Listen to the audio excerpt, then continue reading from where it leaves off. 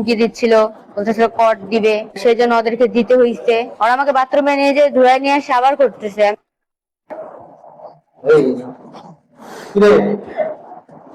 বিশেষ দিন হিসেবে ঘুরতে যাওয়ার কথা বলে প্রথমে ডেকে আনা হলো বান্ধবীকে, এরপর সেখানে ডাকা হয় আরো 2 তরুণকে। কিশোরী হয়তো ভেবেছিল বেস্ট ফ্রেন্ডের কাছে সে পুরোপুরি নিরাপদ, কিন্তু হঠাৎ করে যেন বদলে গেল সবকিছু।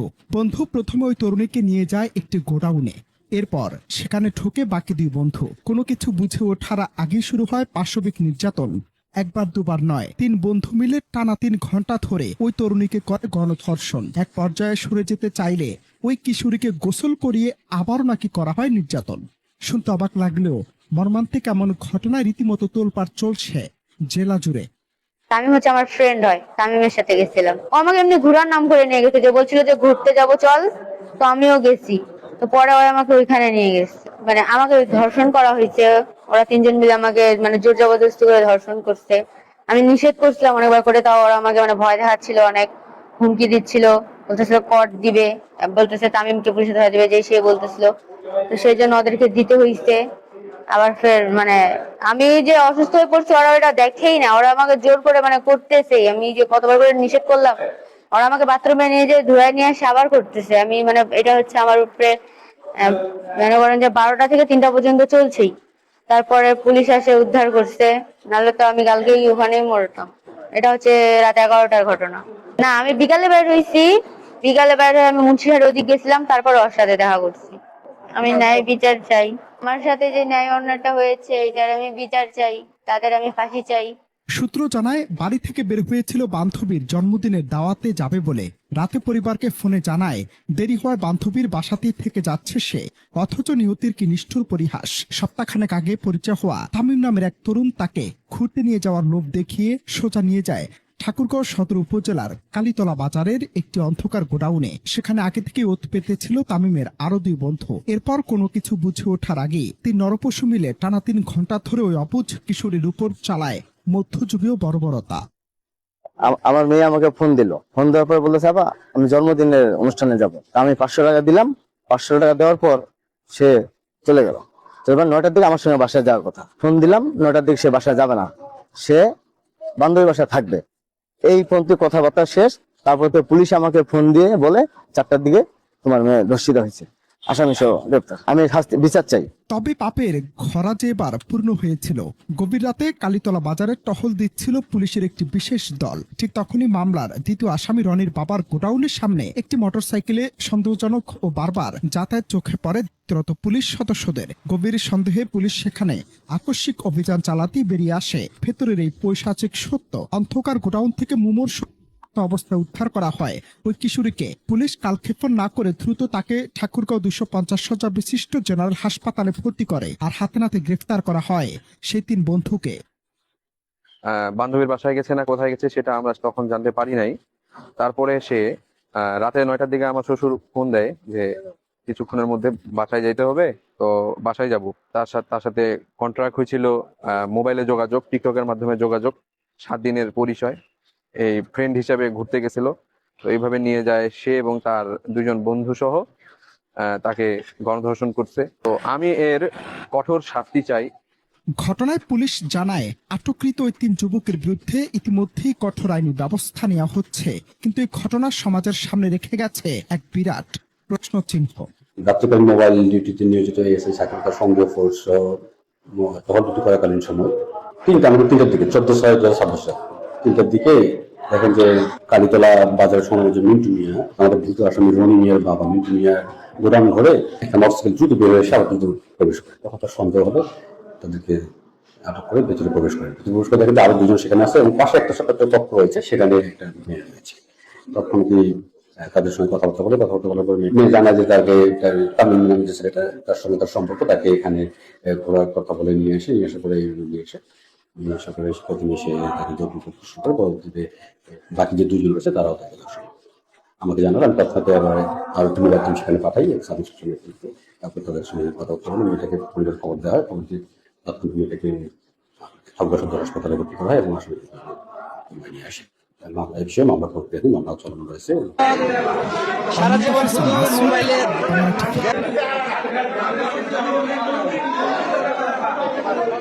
অত্যন্ত দুঃখজনক। সারা জীবন শুধু মোবাইলে দেখতাম আর শুনতাম, কিন্তু বাস্তবে দেখি নাই। আসলে নিজের চোখে এবার দেখলাম মধুপুর উপজেলার আলোকদিয়া ইউনিয়নের মহিষবাগান ঘাট মাদ্রাসার এই অমানুষ্ঠান, এই মাদ্রাসার ছাত্রদের সাথে যে ন্যাক্কারজনক ঘটনা ঘটেছে, আসলে সেটা ভাষায় বলতে পারলাম না। এর সর্বোচ্চ শাস্তি আশা করছি। ইন্নালিল্লাহ, এরকম বলৎকারের কথা শুধু মোবাইলে শুনতাম, জীবনে দেখি নাই, নিজের চোখে দেখলাম। আমরা নিজেদেরকে হেদায়েত দাও।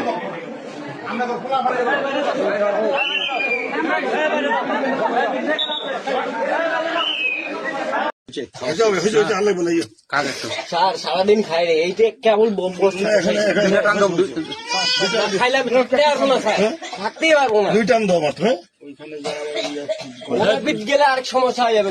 তোমার কাজ তুমি করো, কথা বাদ দিয়ে তুমি যেটা খাবার ওটা খাও। ও খায় না গেলে রাতে থাকতে পারবে না। রাতে পারলাম করে রেখে দিচ্ছি। কি করতেছেন আপনার? কি জিনিস সরাচ্ছেন কেন? এটা কি? কি করেন আপনি? কি করেন? কথা বলতে পারেন? জি পারি। এটা কি করেন? এগুলো কি?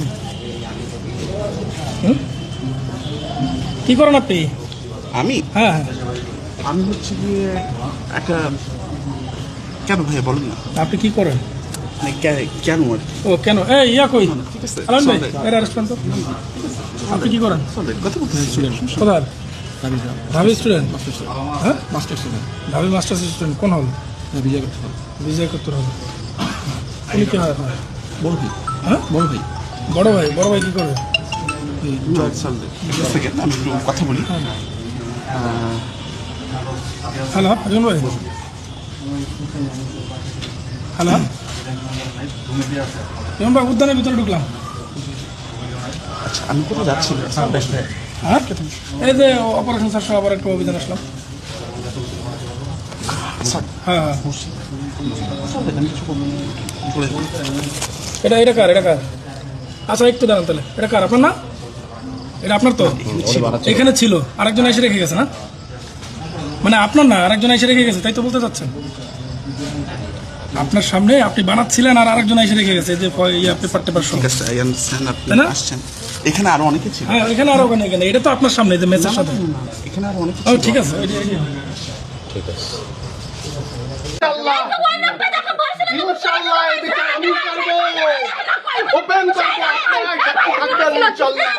আল্লাহ রে, বেকে বেকে বেকে বেকে বেকে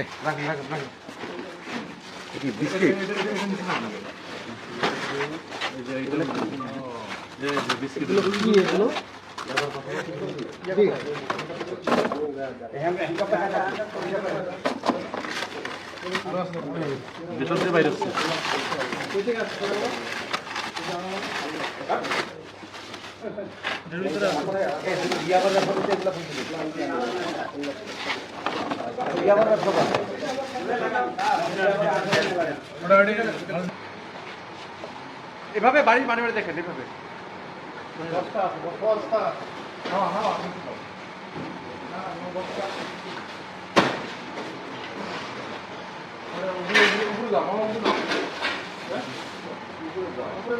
যাও, উপরে যাও। বইটা ধরে রেখো, বইটা একটু ধরে।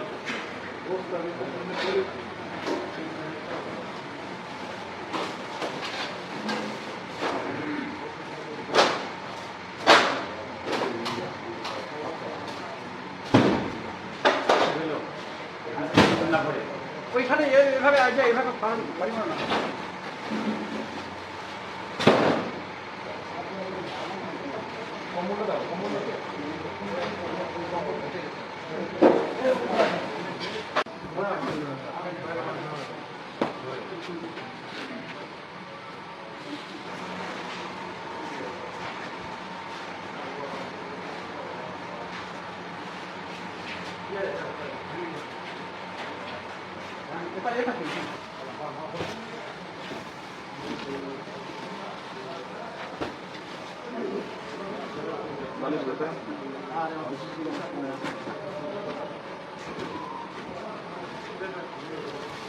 ঠিক আছে মেয়াদ উত্তীর্ণ করলাম কিন্তু এটা জিনিসটা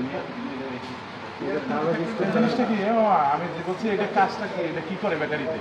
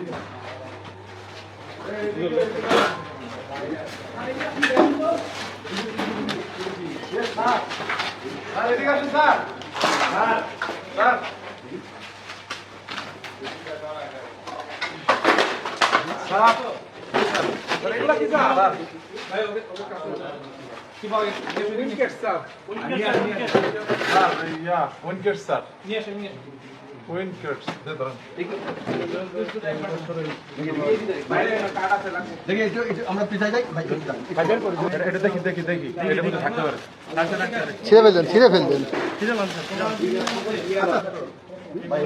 চেপে আসেন, আপনারা সবাই চেপে আসেন। দেখি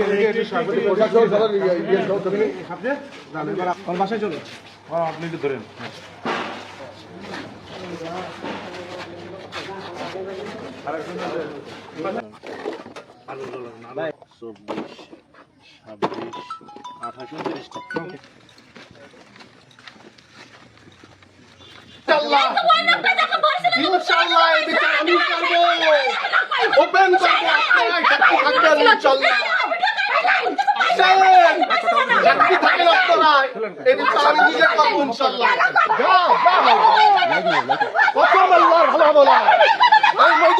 সাক্ষী থাকবে জীবনে মজদুর ভালো হবে না।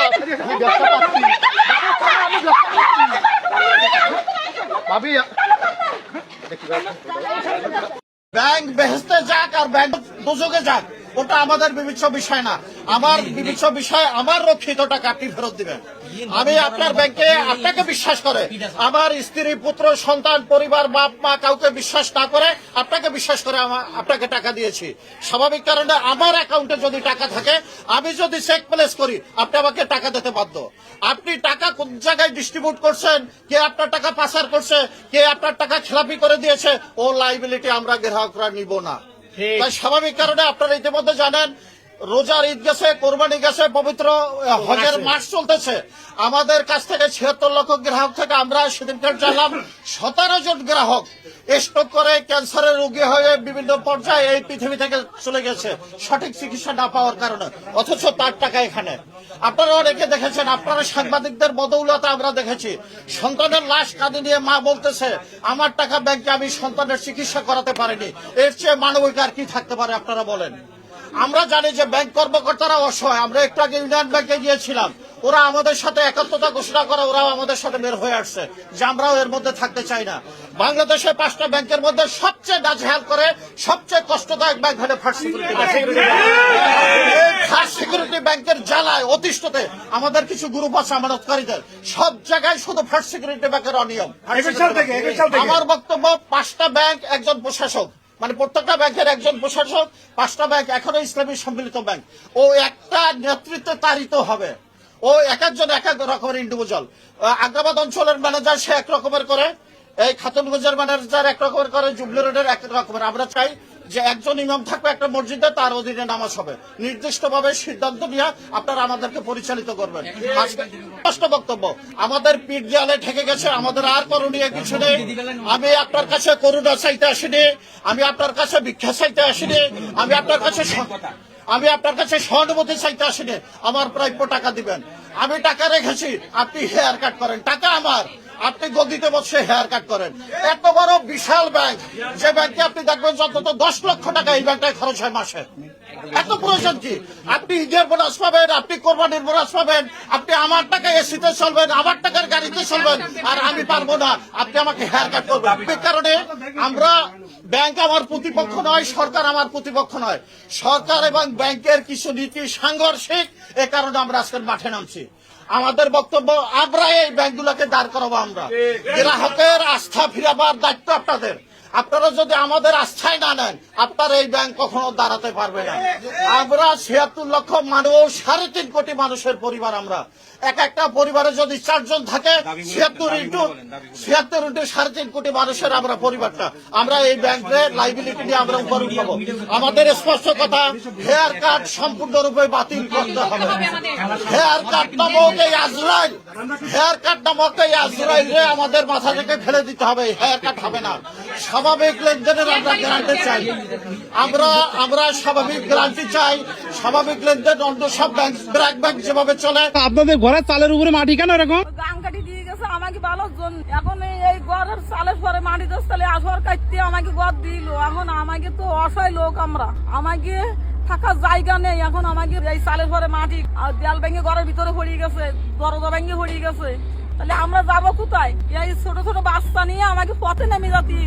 আবার সরকারের কাছে দাবি করতেছি যে আমাকে ঘর কটা আবার ঠিক করে দেখ, আমাকে একটি করে এই ঘরের ভিতরে থাকবো। দেখে বৃষ্টির সময় এখন আমরা ২৮ মাস, এখন থাকবো কোন জায়গায়? এত দেশপ্রেমিক দল সব ক্ষমতায় আর ক্ষমতার আশপাশে, বাণিজ্য চুক্তি নিয়ে একটা টু আওয়াজের সাহস কেন কারো হলো না? কেন? আর আমি যখন সেটা তুললাম, কেন আমাদের স্পিকার মহোদয়ের ওইটুকু ধৈর্য হলো না পুরা বাক্যটা আমাকে শেষ করতে দেয়? আমার তো আরো কিছু কথা বলার আছে। এটা এই বিধিতে বলা যাবে না। এত বিধি দেখাইলে তো দেশ চালানো যাবে না। কিছু সত্য তো আপনাকে শুনতে হবে। জামাত চায় সরকার নির্বিঘ্নে অন্তত আগামী ২-৩ বছর দেশ চালাক। এতে তারা ভিতরে ভিতরে কাজ করে যাবে, নিজেদের গোছাতে একেবারে। এবং যেহেতু বিএনপি আওয়ামী লীগের মতো বর্জুয়া দল, তারা নিজেদেরকে ওইভাবে গুছাতেও পারে না, ওইভাবে ম্যানেজও করতে পারে না। এই পুরো সুবিধাটা জামাত নেবে, নিয়ে এইবার ৭৭, পরে ১৭৭-এ যাবে। এটা হচ্ছে তাদের লক্ষ্য। এবং এখানে আমি কোনো অন্যায় দেখি না। একটা পলিটিক্যাল পার্টির স্ট্র্যাটেজি থাকবে। বিএনপির বোকামি হবে। ধরুন বিএনপির হাত দিয়ে কয়েকটা সুযোগ পার হয়েছে বিএনপি নিজেকে রাইটিস্ট ফোর্স থেকে আলাদা করার। এই বনলতা এক্সপ্রেসই তার একটা এক্সাম্পল। পেরেছে বিএনপি, দাঁড়াতে হলো আমাকে। বিএনপি উল্টা ৭ গাড়ি পুলিশ দিয়ে বনলতা এক্সপ্রেস বন্ধ করে দিয়ে বসে আছে। তো পলিটিক্যাল স্মার্টনেস যদি কোনো দলের না থাকে, ওইটাকে ভাই আপনি বেশি দূর টানতে পারবেন না। এবং স্পেশালি ওকে যখন কম্পিট করতে হচ্ছে স্মার্ট পলিটিক্যাল পার্টির সাথে, আমি তো বলবো Jamaat is a smart political party. তারা অনেক স্মার্ট। তারা কিন্তু এই সরকারকে খুব একটা সমালোচনা করে না, তারা কুশনিং এর মধ্যে সরকারকে রাখে।